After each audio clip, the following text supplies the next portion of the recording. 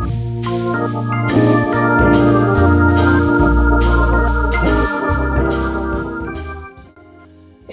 my guys, uyu munsi nk'uko bisanzwe tugiye kurebera hamwe indi application ipostinga Facebook, like za Facebook ikaba yayongera dukoresheje application ya Auto-like.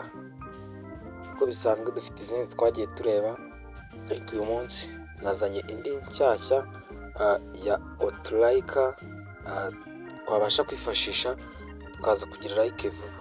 Icyo tugiye gukora hano, turakopiya link ya ifoto dushaka ku postinga ngo igire like nyinshi. Okay, then noneho ni application ikwereka ukuntu aho iraza kuva nuko yitwa.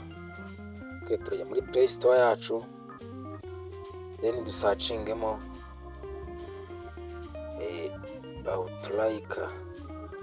Auto-like yacu yitwa Machine Like.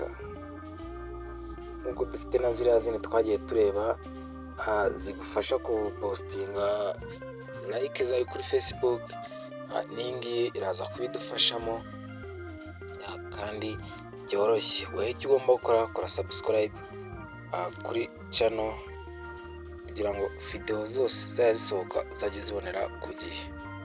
Okay, hano tugiye kuloginga nyine mo fake account yacu,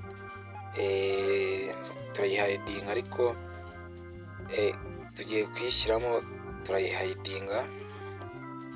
Kuyihidinga mvuga no kuyihisha kuko iri private account aba ari yawe. Katulogingemo, then mbereke uburyo birakorwamo.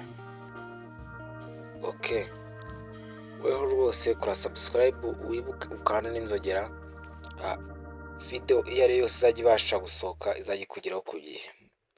Okay, turahita twinjira, turasanga bimeze gutya, login ya Machine Like yacu iraba imeze gutya. Ujye witonda, ujye ubikora neza, then ukande continue. Urahita ugera kuri dashboard imeze gutya ya Machine Like.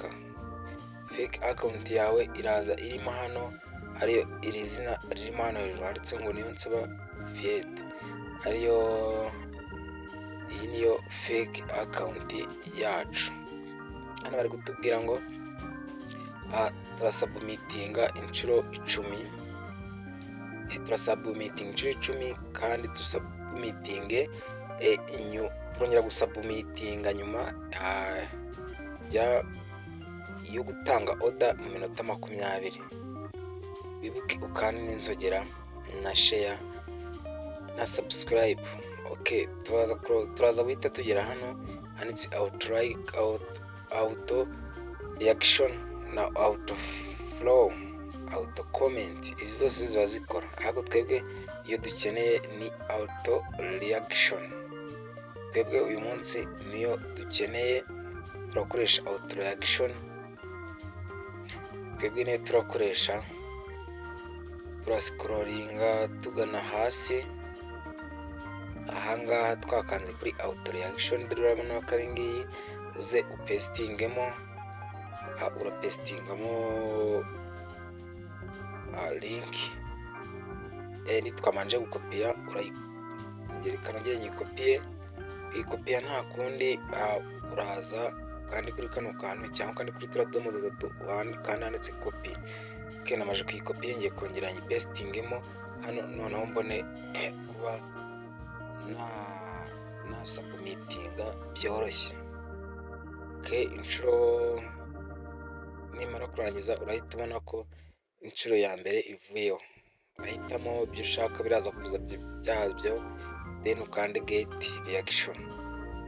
Hano ko uri muri processing yo kuba biri gukorwa ngo birangire. Okay, urabona ko byaje, urabona ko hasigaye gusubmitinga inshuro 9 kuba yaba iyo munsi irangiye. Okay, hano kadusikororinge turebe, bari kutubwira ngo oda yacu yabaye submitted. Oda yacu yabaye submitted. Ushaka wanakora check oda yawe watanze, bakubwira igihe yatangiwe nyine byose bakabikubwira. Weho kora subscribe, video iyo ari yose dukora izajya kugeraho ku gihe, kuko yakoze subscribe video dusohoye ikugeraho bagwa notification ikubwira ko video yasohotse.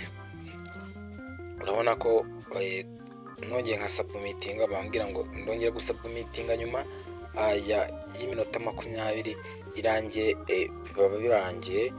Ndongera nkategereza nanone iminota 20 yarangira, nkongera nka submitting. Kora like kuri no video, kumwe no mu zindi video. Ciao ciao.